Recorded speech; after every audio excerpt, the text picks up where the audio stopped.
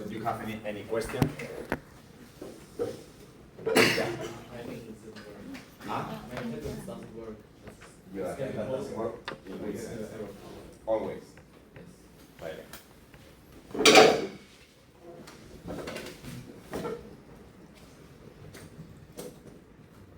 Because sometimes you wait until the new QR code valid now, right? And you have 15 seconds. My tracker.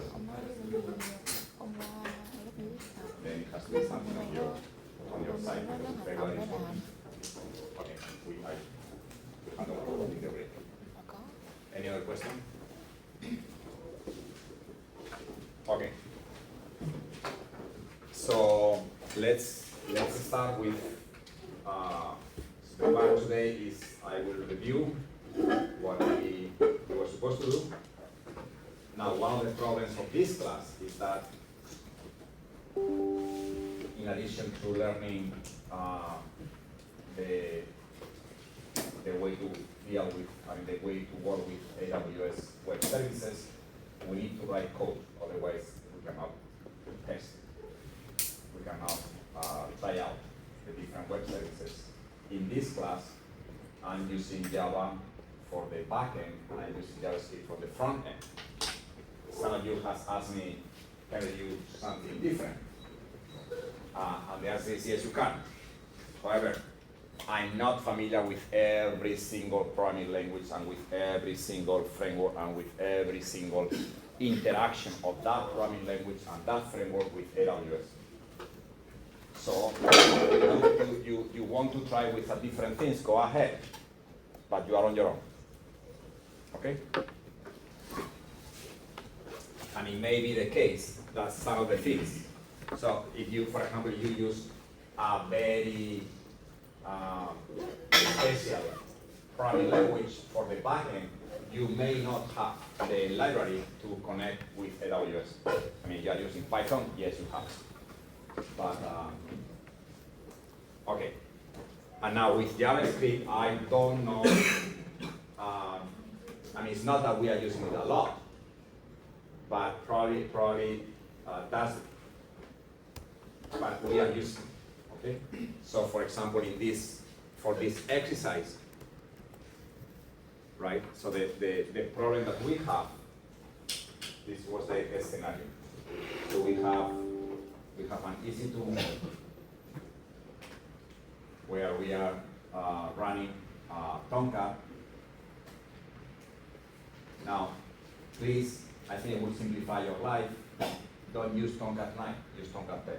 I apologize because the first example that I put was Tomcat 9, so that was certainly a mistake from my part. I should have started with Tomcat 10. Okay? Anyway, please use Tomcat 10. Then here we are, and then we have our own laptop. It has a browser. Okay? And so Tomcat is going to be running on the port 8080. You can change that. You are on your own. Okay? And for now, and probably until the end, we are using HTTP, not HTTPS to connect to or to access the Tomcat. Right. So then in that Tomcat, we deploy web application. Okay? Our work. And that web application is going to, it contains an API that at some point is going to go to S3 and it's going to get an object in S3. Okay? That was the requirement. You have an object in S3 and you want to access that object through an API that is served on a Tomcat running on an instance. So we use this, we use this. Right? Okay. Now, because we are gonna, for now, we are gonna access with the browser, so there's also some code here, not only the Word, there's also some HTML plus JavaScript contained in this Word. that is the one that the browser is going to render. So the browser is going to access this file, and this file is going to fetch the object and then send it back, and then the browser will render. Okay? Yes? Typical from a front-end architecture. Now, in my case, I'm probably you have something similar. Okay? I have this HTML, which basically it has a div, a simple hello world web application. Then I have an element image, which at the beginning has nothing. It doesn't, the source is nothing. And then I have a file that contains some JavaScript, which I'm sourcing in. And then I have this, well, you don't have this, you have this one. It doesn't matter. Okay? It doesn't matter for now. And fetch object is a function that I'm calling, that I define in the script JSON. Okay, that's nothing special. This, you may not, or may not, depending on how many frameworks you use for your project. If you don't use frameworks, for sure you are familiar with either fetch or this other function in JavaScript, which is the old-fashioned way of doing things, which is the object XML HTTP request. Okay? So the code from 1 to 18 was the old way of doing things when you had to do an HTTP request from JavaScript. The new way of doing things is using the fetch. Okay, using this method, right? So, because there is no need to use the old way, we are going to use the new way. And basically the fetch, you have to pass a URL, and that's the URL that I'm passing. That's my URL. You will have a different URL because your IP is different. Right? And my project, your project is going to be different, but my project is called simple hello world. Right. And I decide that the API that is going to get the object is in the path simple world object, and takes one extra string at the end of the path, which I decide that is the key of the object. Okay? So this is the key. You can do things in many different ways. For example, I'm doing this because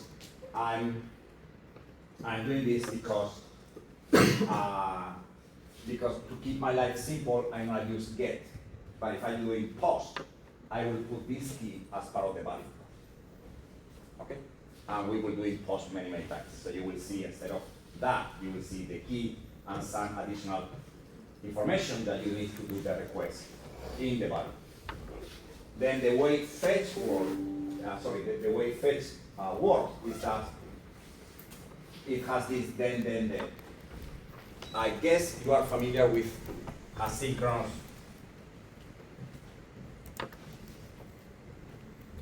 communication, right? What is it? What is asynchronous?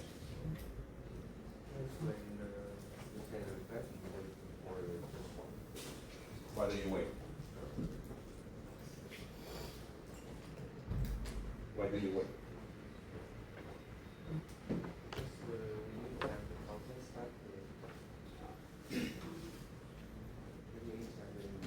We? Who need time? Right. So right. So when you know there is a time between the request being sent and the response being received. There's always time, right? Because you know the request needs to go somewhere and so there is time. Now, normally, when you write code, normally, you you have a line here and then, or a statement here and then a statement here, the model that we have in mind, the computational model that we have in mind is that this line is executed and then this line is executed, correct? That's the way we learn to program sequential programming, right? You execute this, you execute this. Now, all modern programming languages have to handle this asynchronicity, meaning there are statements that takes time to be executed. And then there are two possibilities. First possibility is, well, you stop everything.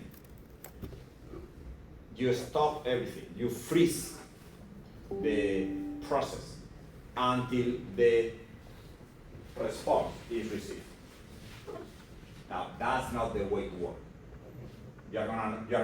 It will be a huge waste of resources if you freeze the process.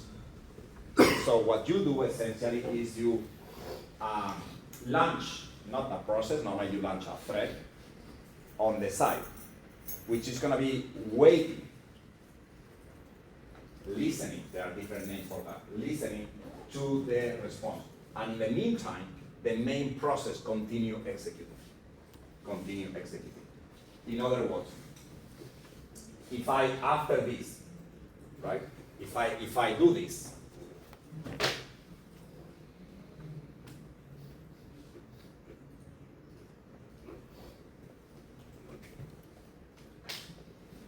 okay, if I do this, when the fetch object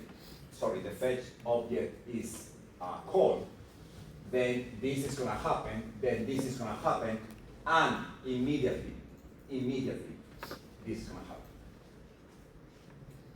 Immediately. Okay? However, this will not be executed until the fetch is finished. That's the idea. Okay? So you execute this and also this on a thread. I mean, not you, the problem. Okay? Make sense? You, like me, will make this mistake many times when you are programming from end. You will forget that this does not wait. This is executed immediately.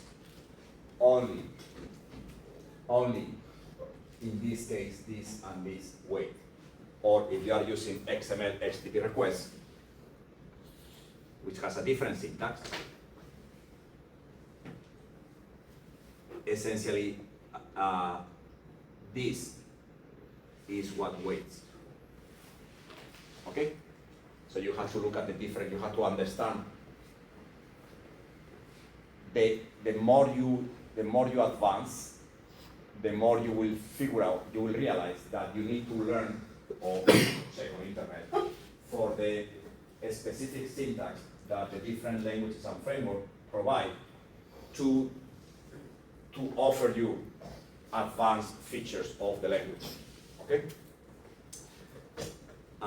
Good. So basically these guys say you go to that URL, you do a get method. If you don't put the method with the fetch, it's going to be a get. Then you wait. Actually, you don't wait. Okay, again, you don't wait. I think wait is the wrong way of saying this. Because you don't wait, you do this. However, you launch a thread that waits until there is a response. And then with that response, you build a blob. A blob is a specific object. You can look on internet, and that's what is a blob. A blob method of the response interface, take a response string and read it to completion. It returns a promise. Promise is a way of talking of course, a promise is a way of talking about the compiler will will accept the code, knowing that that object actually is not there yet, but it will be there. Okay? That's what the promise is. And that's it. And then what we do after that is, so basically this guy, again, wait until it's completed.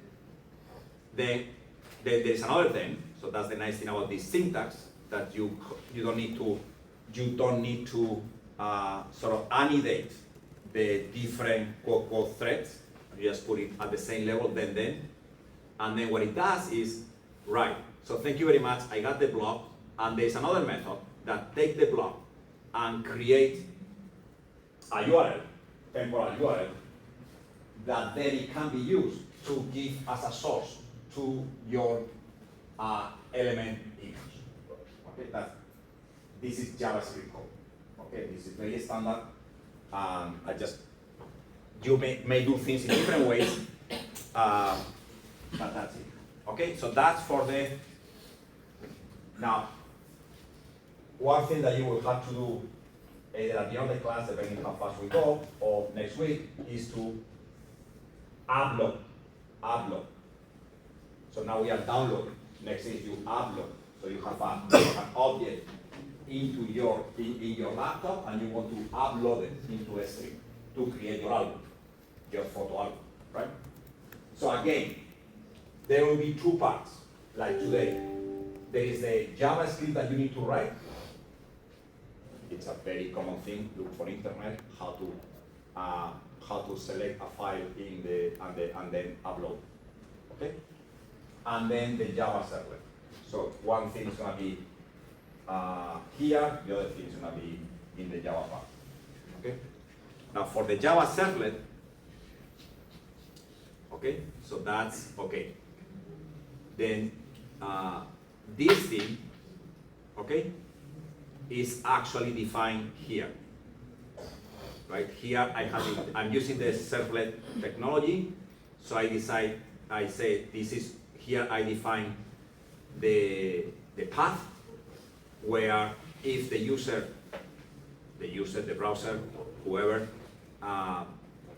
make a request to that path, then this is the code that I execute.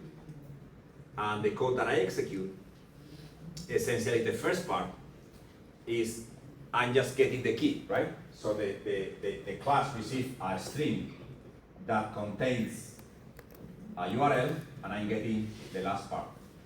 Okay? I'm doing that with that code. Okay? I take the request, get it. Right? So the do-get is the method that will be executed if a get request comes to that path.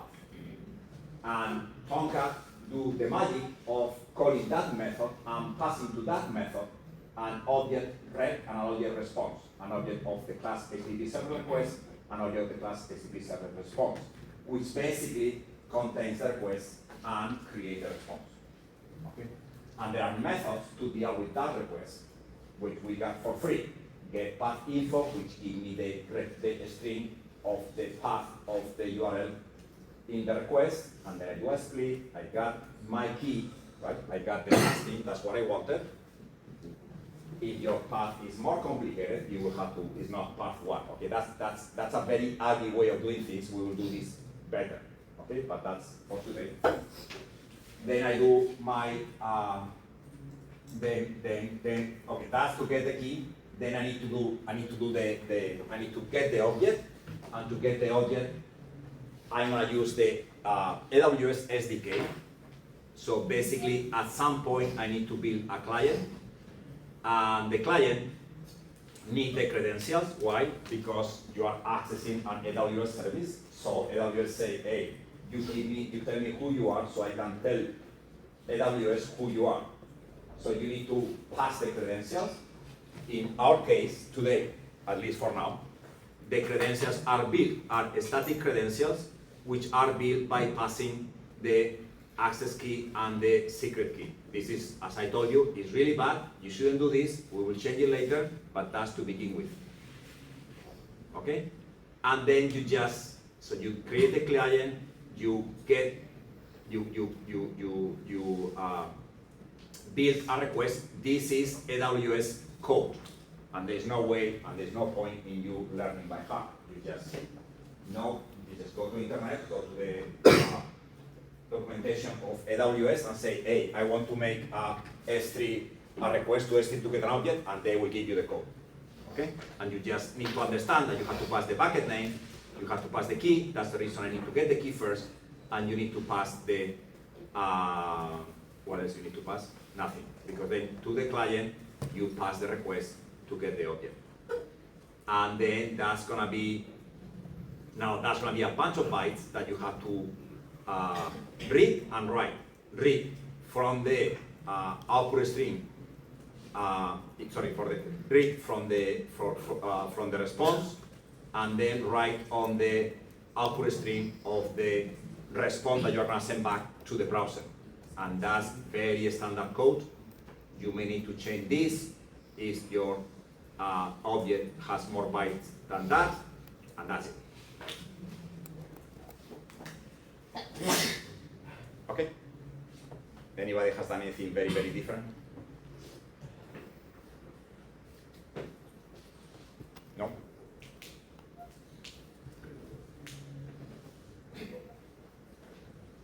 You did it that different. You did it in Python? Not yet. Okay. In Node.js. Yes. You did in Node.js both the. You did not in Node.js both the API. No.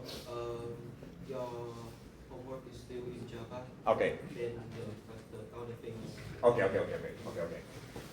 Because at some point I will ask you to show, because it's going to be the same. At some point there is the AWS code, and that AWS code is going to do the same thing. It will ask for, give me the credentials, build the request, pass the request to the client, although with a different syntax. Yeah? Yes? Makes sense.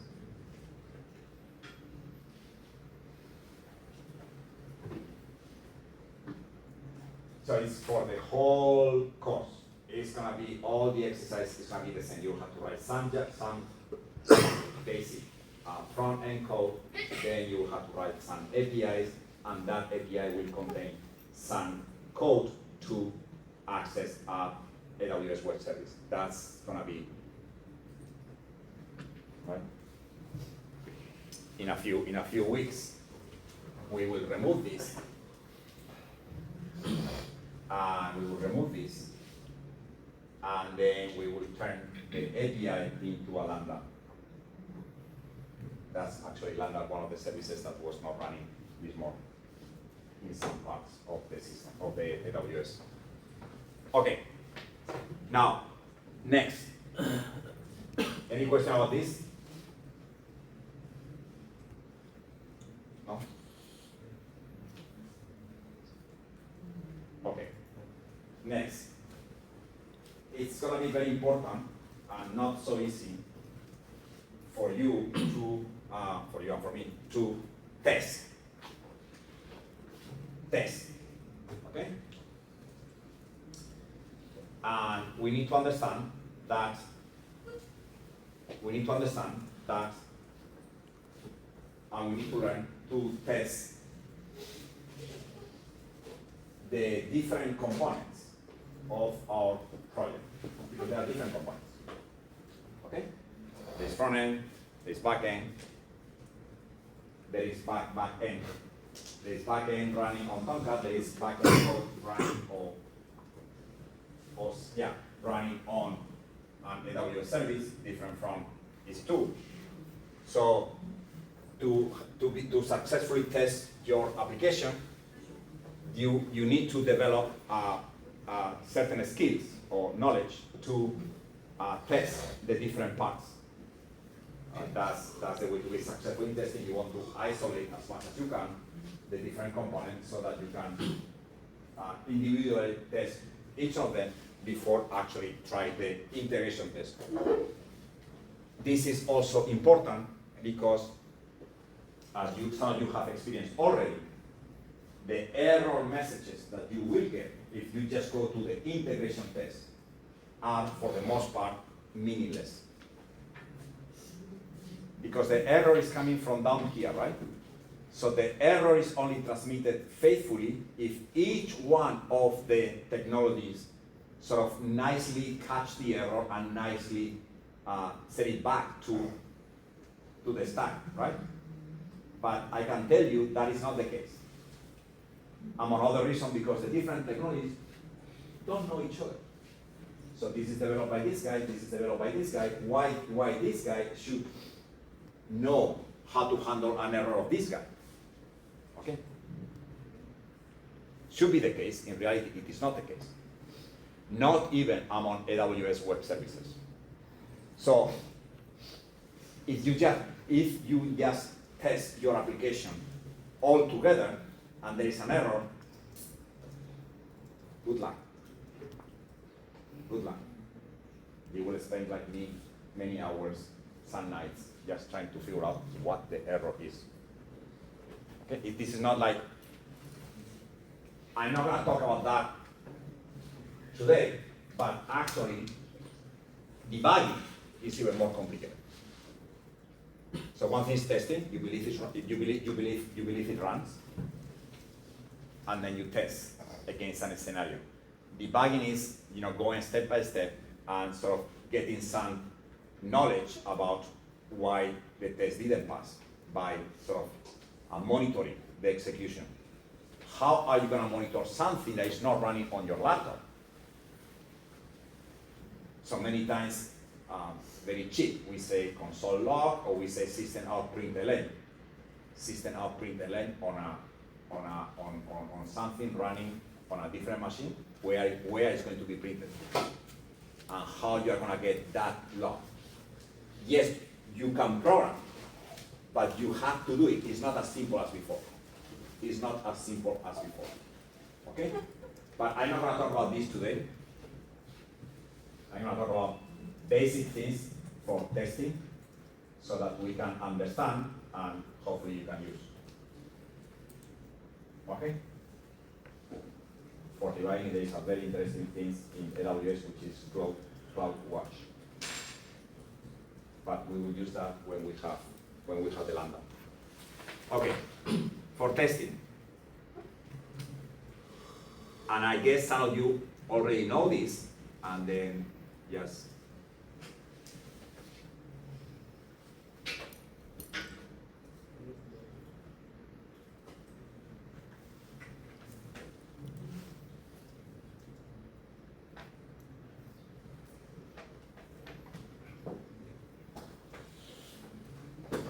Okay, for the exercises activities that we are doing right now, where we are running our APIs on Tomcat, first, make sure that your Tomcat is running. Basic things. Make sure that your Tomcat is running. So how do you make sure that your Tomcat is running?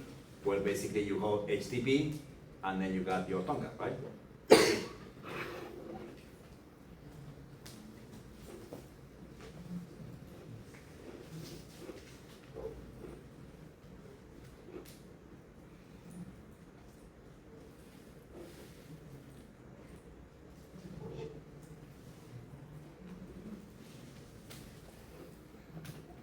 Right? You don't have this, then don't even try to do anything else. Just your Tomcat is not running. I'm saying this is very obvious, but I have seen some students asking me, it doesn't work, or it doesn't work anything. Okay? So first, make sure that your Tomcat is running. The fact that your Tomcat is running doesn't mean that your Tomcat is, it doesn't mean that you have deployed the application. Now, so you can do something different, okay? When I don't know if my application is running or not, by default, I put an index HTML, okay? So I go here, and normally I have a index HTML or something that is pure HTML. Something that is not a Java servlet, okay? Because it's different. that you had deployed the thing in Tomcat, and it's different that the Tomcat is ready to understand your Java servlet. Two different things. So you first check that you had deployed. Then you check that the servlet is working. Some of you had the problem with Tomcat. Tomcat 9 will deploy. Sorry, you had the code that I put. You deploy on Tomcat 9. Tomcat 9 will deploy the HTML, will not deploy the servlet. It will give an error. Okay? So one way to catch that is the problem, is before even you start, oh, I have a problem in my code. No, it's not a problem in your code. It's a problem in deploying your code. Okay? So that's right. Next, if and only if you are, now you go to test your API. So how do you test your API? How do you test the Java servlet and the same if you have Python? How do you test it? Well, the basic thing is, well, you just go and request to the path corresponding to the API that you want to test. So for example, and now you can do it with the browser only if the servlet, the API that you want to test is defined or accept get. You can only test with the browser, putting the URL in the top navigation bar of the browser when the servlet has been defined for the get method. Okay? I'm sure you have heard about Postman. Right? What is Postman? What is Postman? It's a tool that we use when we want to test API for all the different HTTP methods. Post, put, and it gives us a nice interface to select the method and get the, write the body of the method in the case of a post or a put or whatever, right? Now, but if it's a get, you don't need Postman. You can do it simply by putting in the browser. Okay. Now, Postman is based, or it was based, I don't know now, on a more basic command, which for every developer of API you should be very familiar with, because if you need to do tests and you need to do automated tests, you will have to write somewhere a bash script, and that bash script will call basic Unix command like curl.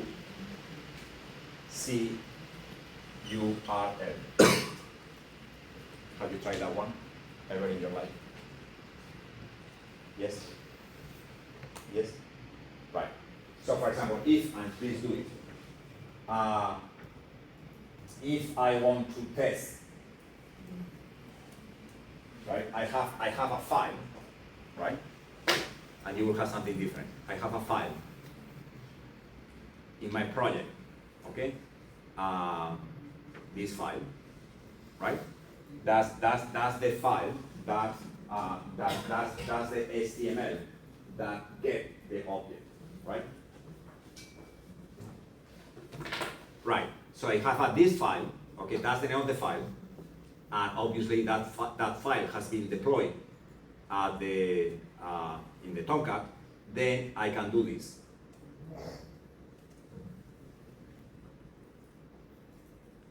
That's the basic command.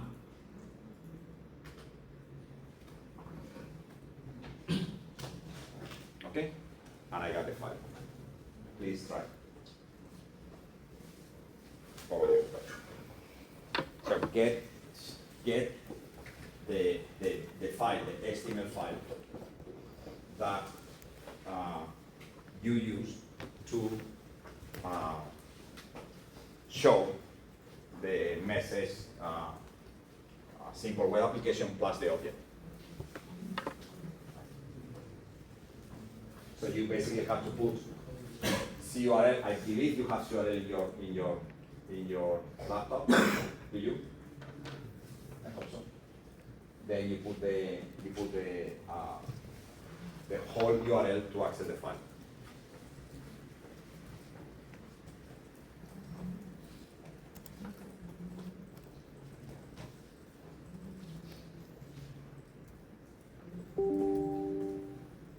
Done? Not yet.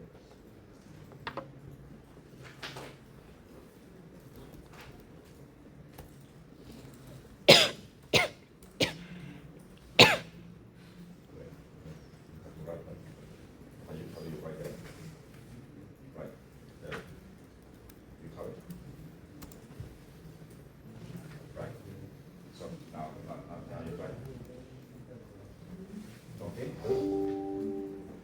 Okay, good.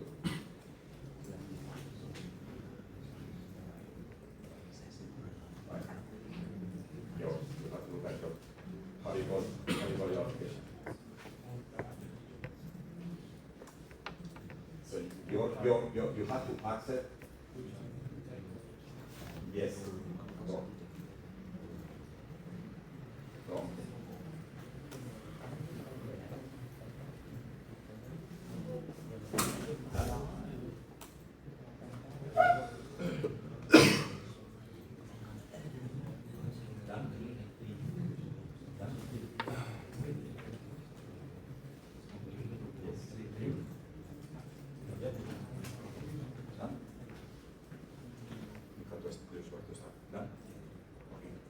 Done? Yes. Done? Yes. Yes? Okay? You will have, I mean, of course, the code is going to be different, but my point is that, I mean, the file is there, it's in the server. CURL, simply make a request and get the file, and just put the file. That's it. You can do this with any file that you have on any web application that you have deployed. So with this, I'm testing that actually the file is deployed and is available. Right? Now, it's different if I do this. And please do that. So now it's different. So what I'm doing now, so I'm copy this. Now suppose that I want to test. So one thing is to get the HTML, right? Another thing is to actually request the API to be executed. So what I'm doing right now is I'm requesting in my project in the path object work PNG, right? That's my server. So now what's going to happen? What's going to happen is that if everything goes well, what's going to happen is that, right? It's going to be a get on that path, on that key, and this code is going to be executed, and I'm going to get the response, which is going to be a bunch of bytes. Right? That's what it is. Right? So if I execute, and you please do the same, so that we know that it's working, is say, I'm really sorry, I'm not going to do it. I'm not going to do it because I'm receiving binary, and I'm not going to put binary, they say, I'm not going to put binary on your terminal, because it's going to be a mess. And I say, please consider to use the parameter output. Right, you got that? Huh? You got that? No? What do you get? What do you get?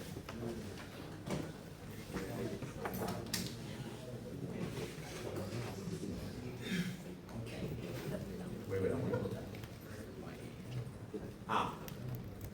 Right. Wait, there are two things. Show us your code. My code? Yes. All right, show us the, let me just get here. On the terminal? Just give me a second. So I'm gonna open this.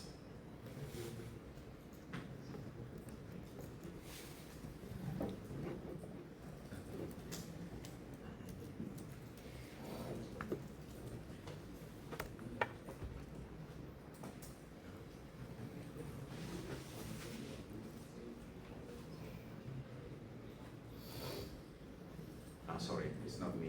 It's not me.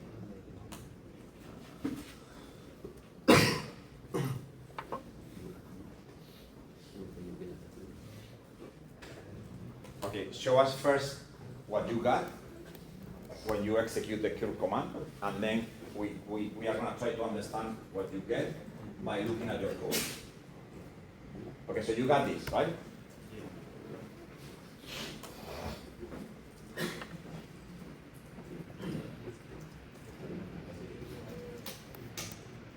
Sorry, okay, so he did as I did, right? But now he's getting not a complaint about bytes, but rather an object, which is in SVG format, Yeah. right? Right? Yeah. So look at your code. Now show us your code.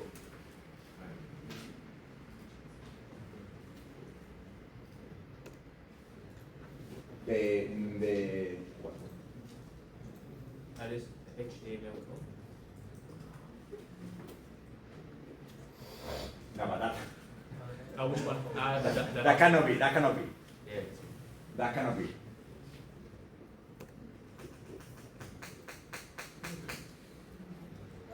Okay. Right. So, okay, fine.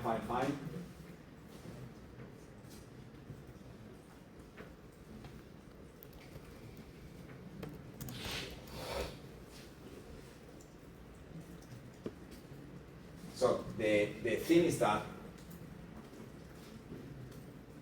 the PNG, so I'm getting a PNG and you are getting an SVG. HTML. The SVG is a different type of object and format. So that's, and it is it's not a bunch of bytes, it is the browser, the one who is going to interpret all those points. Okay, so that's, you don't get the same error that I got. Okay? Anybody has any other issue? No? Now, to fix the problem, thank you. To fix the problem, and you will have, well, it's very simple, just put output. Output.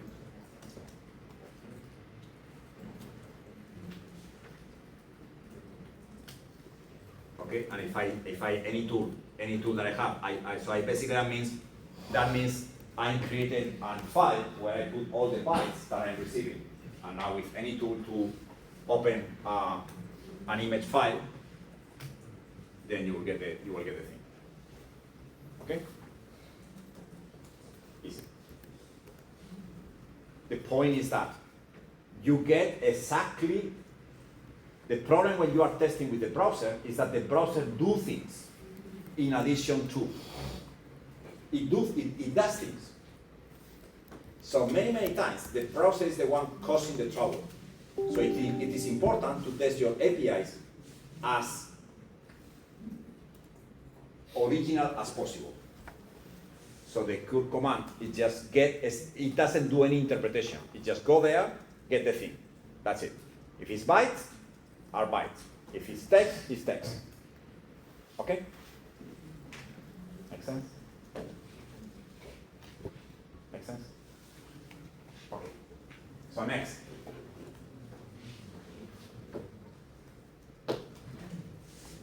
So and this is the basic things when we have pause and delete and all that, we will use, or I recommend you to use, either Postman or many other. The problem with Postman is that it's a web, it could be an app, a desktop app that you install, or it could be a browser-based web application. In both cases, you cannot easily write scripts to automatically test your APIs, which is simple to do if you use the basic command code. Okay? So you will find very useful to learn the basic syntax, is very basic, to test your APIs using this command. Right. Next, in terms also testing. Now, this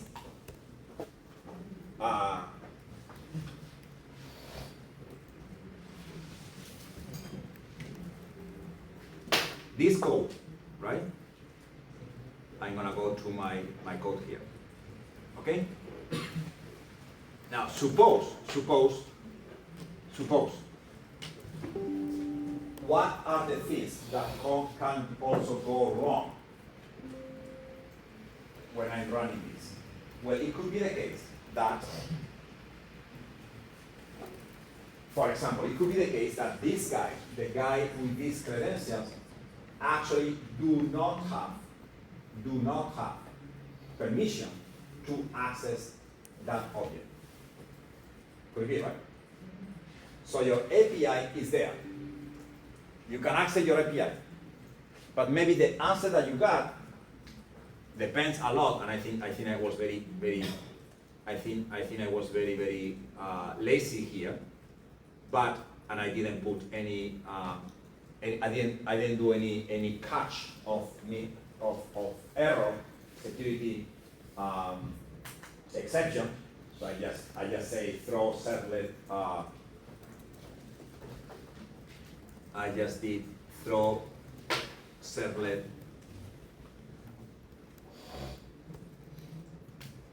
exception, IO exception, right? So I'm not doing any catching on any error, and there could be errors, right? So that's what I was saying before, is that either because of the other technologies or because of ourselves,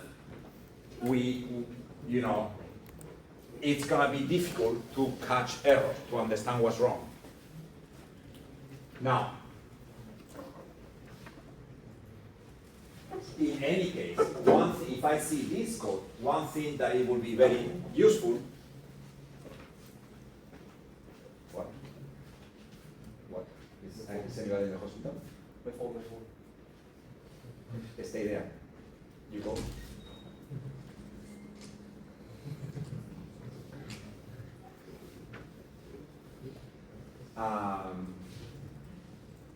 I was saying.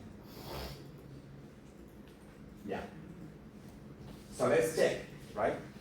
That let's check that that actually that guy can access that object. How do we do that? Tell me.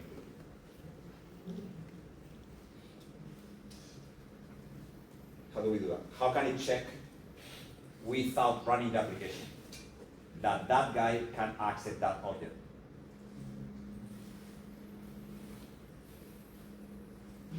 How will you do it?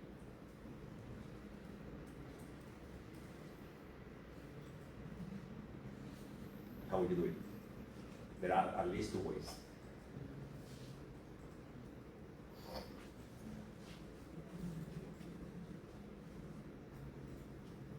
How can I check?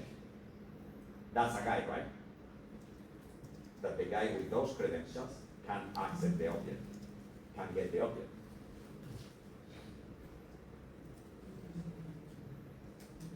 No? Yeah. I had that problem. Yeah, that's good.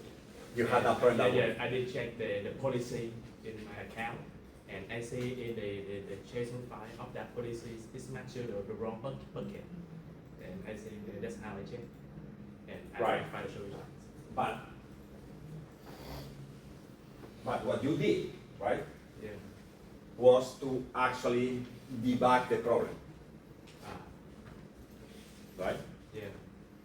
So you know that. So you know that. An access denied is gonna be because very likely either the credentials are wrong the credentials, all the credentials are okay, but correspond to a user, IAM user, that do not have the policy, or it has a policy, but the policy is wrong, as you said, for example, because the bucket, the policy gives access to an object, but in a bucket that is not the bucket that you are passing the request. Okay? Correct. And that's an understanding that could, and then probably when you run the whole, you have no idea why, I don't know what was the error that the browser was sending you. It was deny access or what it was? It's just like 404. Huh? 404. Yeah, yeah. Which 404 cannot be. No, that's the wrong one. It was probably I don't 403, it was probably 403 or whatever, but actually, it could be anything, okay, because it gives you 403, because we didn't put any catching error, okay? Doesn't matter. But again, so what you did was to get the error, and then try to figure out where the error is coming from. But my point is, can you check? What is the way to check that there will be no error before, because in your case, okay? Or in our case right now, it's very simple. It is very simple to deploy. But suppose that it is not so simple to deploy, and you cannot do this thing of, I'm putting the code, I test the whole thing, because it may be too expensive. So how can I test?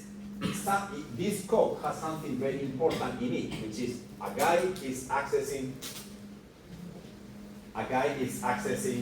thank you, a guy is accessing an object, right? How can I test, I'm asking, how can I test that code, or what is required for that code, without having to actually build the whole thing, deploy the whole thing? So in this stop, if you scroll down a little bit. Yes.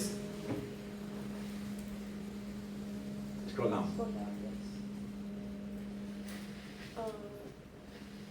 Yes. So we will have the line. Yeah, down a little bit. Down. Yes, that line.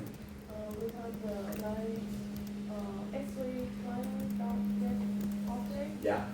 Request. Yeah. And then we should put that inside a try. Yeah. But you are saying, yes. So you are saying the following, which is true. We should do try and catch here to provide meaningful information when there is an error. Yes, but again, so you mentioned debugging. What you are mentioning is building the code in such a way that you get information when there is an error. But yes, you should do that. Okay, I say I have been lazy in writing this code. However, there is an error. Suppose that there is an error. Okay, now you get information about the error, and then you can do the debug. But my point again, can I test before I deploy? Can I test? Because that's what you want. You don't want to deploy and test. I mean, you have to do that, but you want to test before you deploy. Somehow divide code in the Mela interface, put the credentials in and Yeah. check whether that Right. returns. Right. So you do it. So what you are saying is, I know there are two ways. One is very inconvenient, the other one is very convenient. The inconvenient way is, wait, go to AWS, access with the user with those credentials, which you know, right? access with the password, right? Then go to S3, then go to the object that you want to download, then download. If it can be done, it means that that object has permission to do that, right? But that's not very convenient. So a more convenient way is you use the command line interface of AWS for S3. And of course the command line interface, it has an AWS, I think it's AWS S3, I'll show it to you.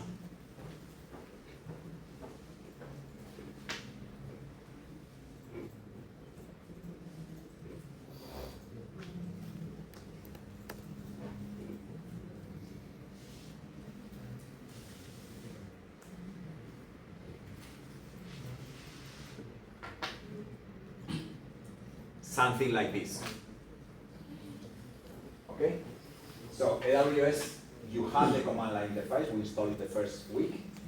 Then you pass S3, then you pass CP, copy, then you pass the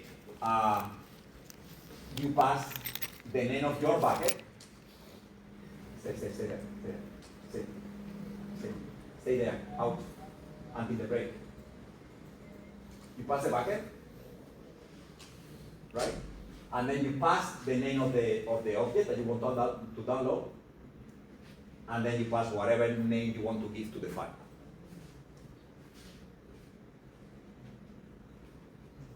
Try it. Make sense, correct?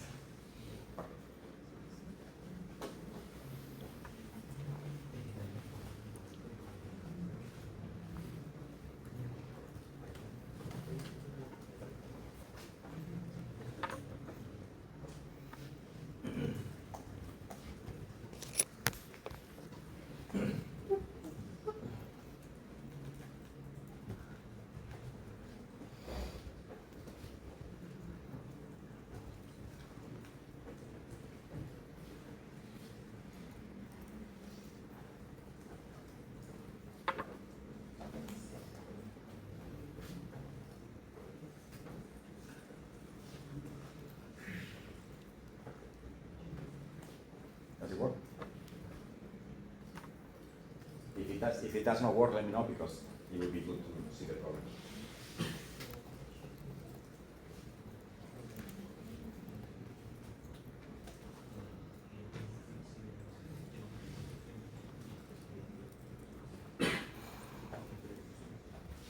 Yes. So that's your bucket, right? And then your object, your object. The name of your object. I don't know what your object is, right? And then space any name of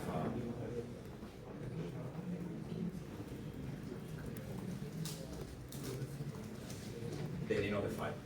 But you can put any name. You can put any name. It's any way. How do you want to call it? So this argument is the name of the file that you are going to create to copy this. And you put any name you want. Okay? Just make sure that it has the same suffix. I don't understand. You don't get it? Why? What is the error? You told us put the copy or the right name. So you can put. So it's like in Unix, right? You put in Unix, and the same thing in Windows. You have the copy command, right? And that is the original file. And then you have to put here a name of the new file, right?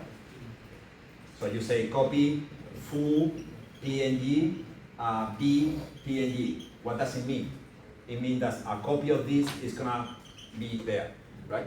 Put any name you want. Yeah. You don't need to put the same name. Yes, working? Working? Yes. I have an error. Copy. Father, when calling the head of your, my gosh, what do you have? What? So you had that, right? Yeah, I have. Wait, go back. So first.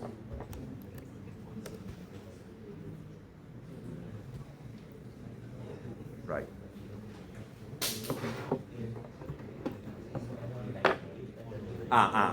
You have anybody has operation forbidden? Anybody has operation forbidden? You have operation forbidden. What do you have?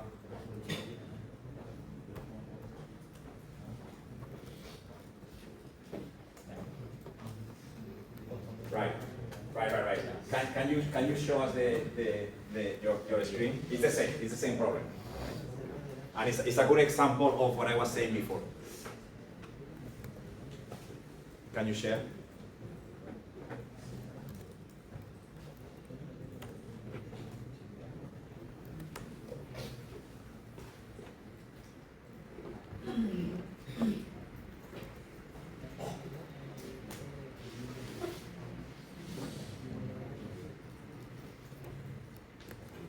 Anybody else has the forbidden error? All the rest is working.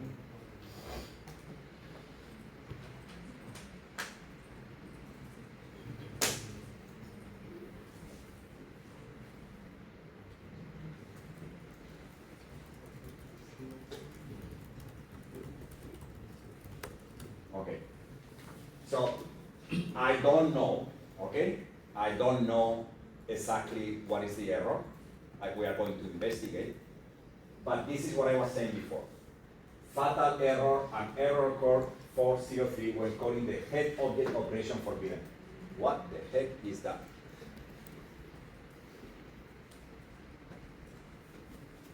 Yeah. I guess what I'm trying to say is that you got this, and if you got this, when you are integrating the whole thing, where is the problem? Okay. Now here, although this makes no sense, we got some hints. It says 403, that's normally security, and it says forbidden, which obviously is security. So what could happen? So I assume, so first I check that you have AWS, you have it, right? Then I check that everything is okay, so I guess okay. So my first guess, okay, go where you have the credentials. Somewhere you have .aws.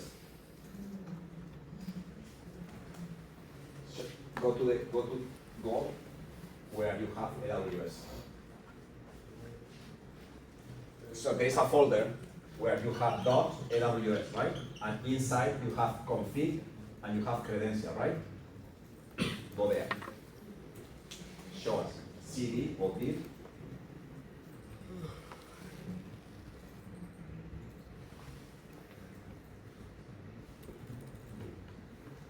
And YouTube.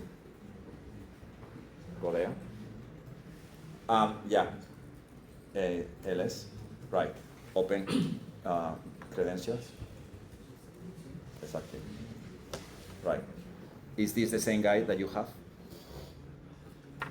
Look at your code.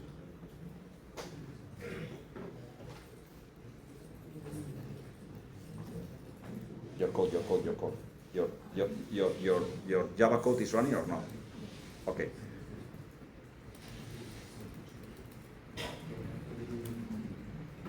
It is not the same, right? So things that has so in your case for sure, and it is your case for sure. How could it be that the Java code is running, right? You get the object. How could it be if I don't get the object with the S3 command? Well, because the S3 command uses the credentials that you have in your laptop. But the Java uses the credentials that you have in the Java code. And in your case, it was different, and in your case, I guess it's different.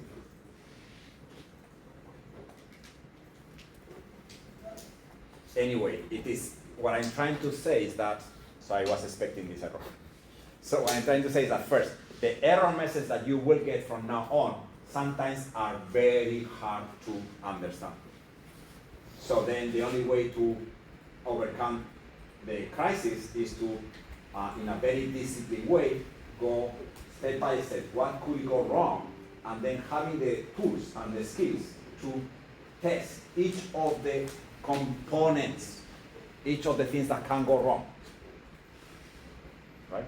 So one tool that is extremely useful is the command line interface, because it just tests the API. It doesn't test the Java. It doesn't test the Tomcat. It just tests the API. Sorry, not the API of your application, but the API of AWS. Okay, here we are testing. What we are doing here, if you think about it, what I'm doing here, I mean, there is no mystery, okay?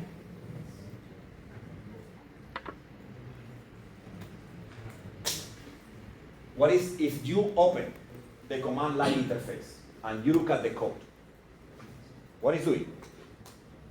Well, what it's doing is making an HTTP request to S3 to the URL corresponding to that with the credential that you have in your laptop. It's doing an HTTP request. That's the reason it got 403. All. And that's the reason yesterday AWS collapsed. All AWS is web services. I said that the first day. All web services. All. The whole thing. So the DNS was not working. So bye-bye, AWS. Okay? So that's understood?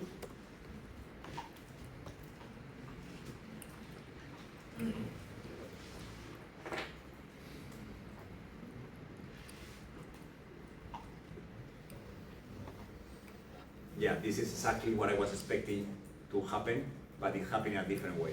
Okay, so we don't have to do that activity. I mean, I put it there, so as an activity to you to understand that one thing are the credentials in your code, and another thing is the credentials in your laptop. And then you have to understand with which credential you are accessing which credential you are accessing the service, okay? So to understand, obviously, the error. Okay? So, basic things. For testing the API that your APIs, in the case of a GET request, you may use the browser. I do not recommend to use the browser, and if you use the browser, then look at the web developer tools, because at least there you most of the time have the real response. Otherwise, the browser do things with the response. Better, more professional, more DevOps. You use a command line interface, like in this case, CURL. Now, to test the endpoints, they call it endpoints. To test the API of AWS, you use the command line interface of AWS. And remember that always, when you make a request to an endpoint of AWS, you need to pass the credentials. Either you put the credentials, if it's code, in your code, or you put the credentials that you want to use in a place that the command line interface knows where they are. Okay? Remember, and that normally is this SSH, which you can modify, SSH credentials, that you can modify manually, not recommended, but you can modify using AWS configure.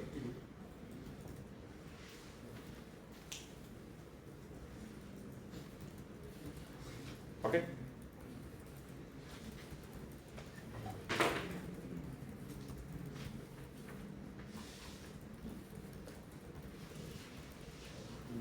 Okay, so the next thing I'm going to do will probably stop.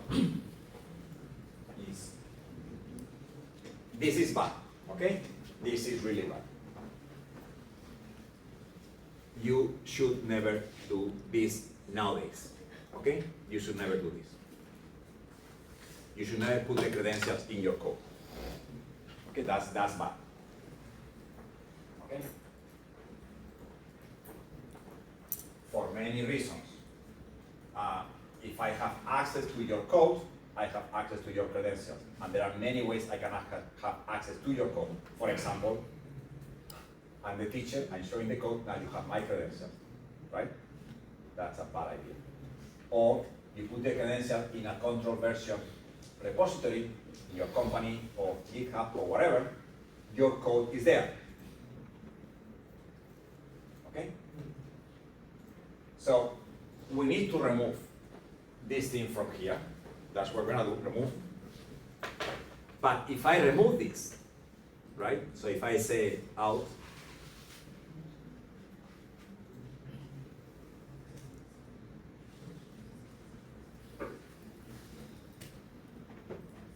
right?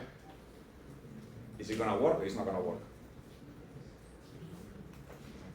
Obviously it's not gonna work because I'm gonna create the client, with these credentials.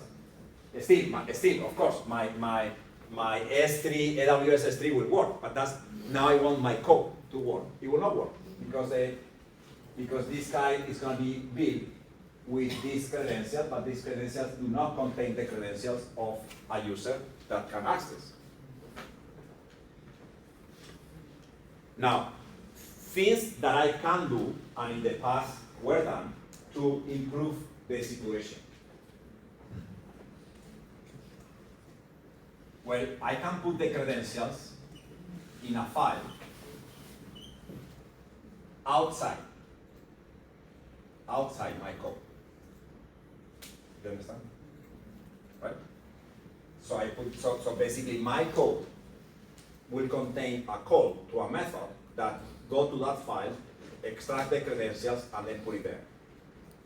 Will it work? Will it work? Yes, and that's many times things were done like that way before. What is the problem with that? So there are two things. Yeah, correct. There are two possibilities, at least two possibilities. You put the file in the project, right? You put the file in the project, but then we are in the same situation, right? Right? Right. So first I put in the project, but if I put in the project, then it's fine. When I deploy the project, the code can access, get the file, everything's gonna be okay, but the security problem remains the same. There's a file that is in the project. If I put the file under version control or anybody accessing the project code, it will get it. So I'm not solving the problem. I'm mitigating the problem, but I'm not eliminating the problem. Solution number 2. So we understand this one, right? Anybody has any other solutions? Yeah. From what I read before, that everything that when you deploy, the place you deploy will have their own environment Correct. manage all the Correct. There are many frameworks or many things that what they do is to say the following. When you deploy, please, your important files, put it here in this folder, right? Which is outside the project. So it's not gonna be, it's not in your code. So you can safely put the code in the version control repository. That's okay, no problem. Just please don't forget to put the file here. Right? Will it work? Yes. What is the problem? Yeah, what is the problem? And why we don't do that?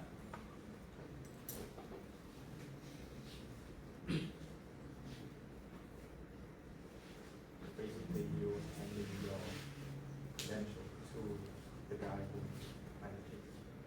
Well, but that is always going to be the case, right? So I always say, I mean,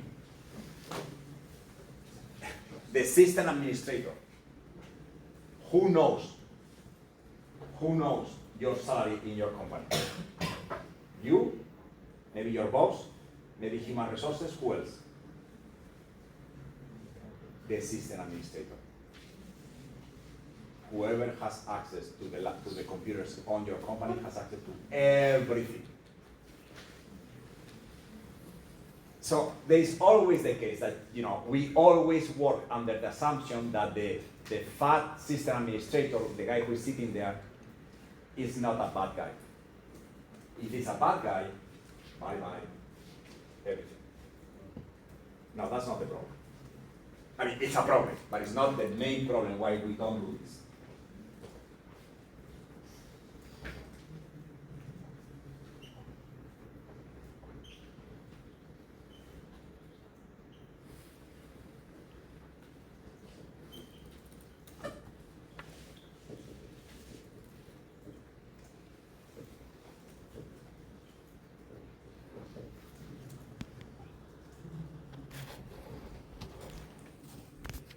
What is the problem?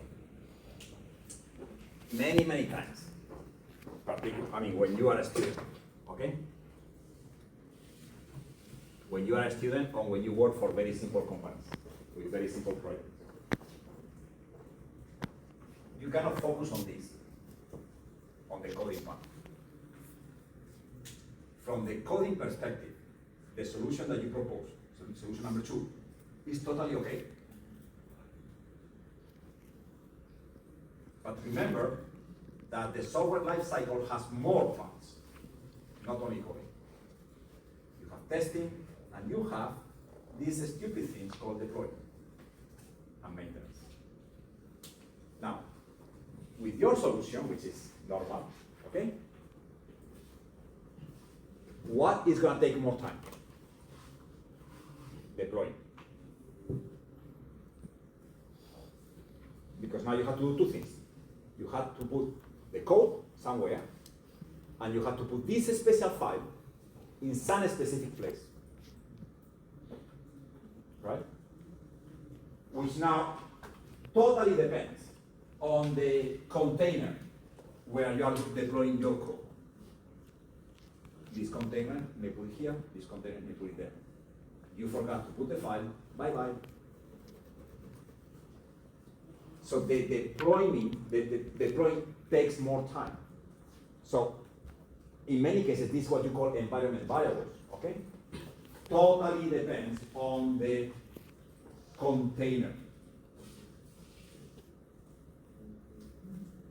So now you have to, every time you deploy, you have to think in which container I'm deploying. It is not the same thing, Glassfish, that Tomcat, that, and that's a no-no. You cannot work having to know details of the place where you are going to deploy. But, yes. Tomcat, this is like the same thing like, for example, in Java, right? And this is, you're gonna face this problem, well, I hope not, but for example, I hope you understand this. If not, maybe I do an experiment next time. When you run, so suppose that you are writing in Java, right? And in Java there is a way, okay?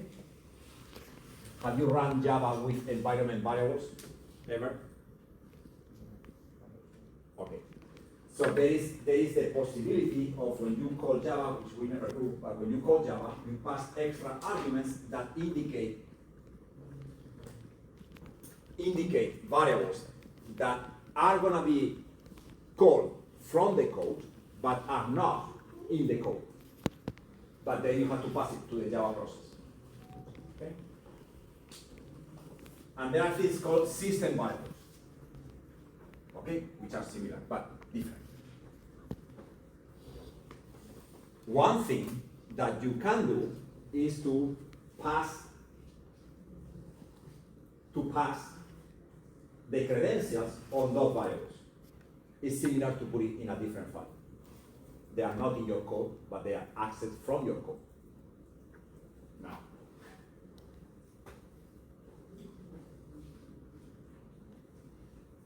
Tomcat run its own Java. Bà gửi là Tomcat run its own Java. How on earth you are going to pass to the Java that Tomcat is running the argument to your sao own mà Java? gửi 30 mấy ngàn vậy? Ý là nó kêu And là now trống that trống is, á. you may do it, but it's Đúng rồi. completely different if you Yeah. are doing it. You are doing that in a Tomcat Yeah, tôi gửi running cho on các Unix than on a Tomcat running on a Tôi Windows. đúc ơi, tôi đúc chat này. Things are getting so messy, Có bà luôn hả? so messy that Làm một đứa đại diện it is cả phòng mà. not recommended. Cái này là 28.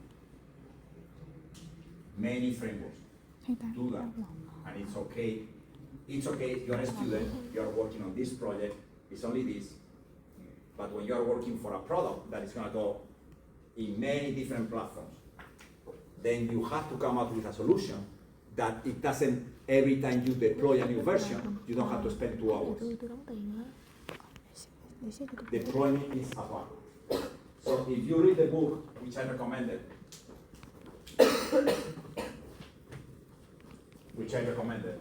the book about clean code, okay? One of the things that is said there is that this part need to be one click. Deploying need to be one click. One click, one action. It cannot be, oh my gosh, I have to deploy. It's half an hour, I don't have time for lunch. It cannot be. It has to be, but the way you build your code, like we are discussing right now, affect the time that it takes and the complexity of deployment. Okay? But if I don't put it in the code, and if I don't put it in the file in the project, and if I don't put it in a file outside the project, whether environment variable or environment of the container, where do I put them?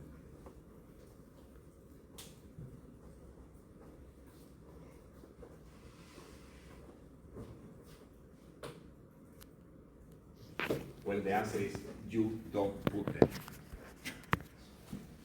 I don't know if you have that expression in English, but in Spanish we say, if any of you know Spanish, muerto el perro, se acabó la rabia. Meaning that you kill the dog, right? The sickness that can cause when the dog bites you, does not exist, right? The dogs that are mad, and if they bite you, they pass you, how is it called in English? They are dead, right? So in Spanish we say, you kill the dog, then you don't have the rabies problem, which is true, right? I don't recommend to do that, okay? I'm not recommending to kill the dog. I'm just saying, it's an expression which explains this. So you have the problem with the credential, right? How do you fix the problem? Don't have credentials. And that's the current solution. You don't have credentials. And that's what we're going to look at after the break. Okay? Okay. 15-minute break. Qua tôi đóng tháng chích rồi.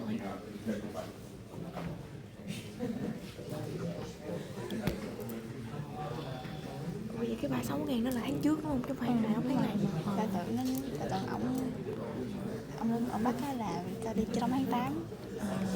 Tao tưởng mày đóng luôn, tự nhiên tao không có đóng rồi. Tự nhiên bà đóng thêm 36 tháng này nữa.